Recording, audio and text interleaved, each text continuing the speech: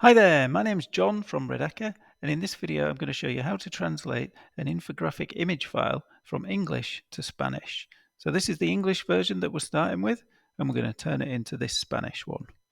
So we're going to use the Redacre app to do it. So let's first of all pull in the English image into the app. Now, as you can see, it's put a black box around the text, but we don't need to translate this text on the bottle.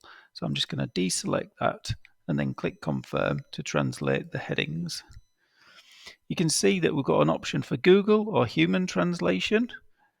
Google is Google Translate, and human is we have an agency on standby, which if you click the human translation option, your translation will go off to this agency, and then professional experienced translators will translate the text for you.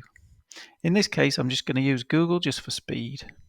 I'm going to click Spanish as the to language and then click translate. Click confirm, and then you can see that the text has been removed. Click next, and it's pulled in the Spanish text.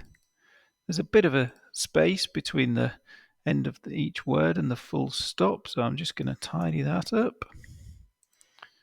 If you do need to replace the text yourself, for example, if you speak Spanish or another language, or you're doing A/B testing of headings, then you can just type over anything you want into these fields, and then that will appear on the image too. But in this case, we're going to leave the Spanish here.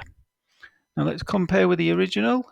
It's slightly different. The text in my version is a bit smaller, and the font is also different. So let's change it to a similar font, and then let's make it similar size. I'll make it bold. How does that compare? Still a bit small, so let's make it a bit bigger. Adjust the button. Okay, that's pretty good. That's very close to the original. So I'm happy with that. So I'm just going to export the image and save it to my computer.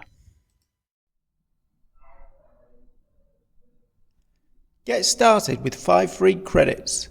Visit redacre.co.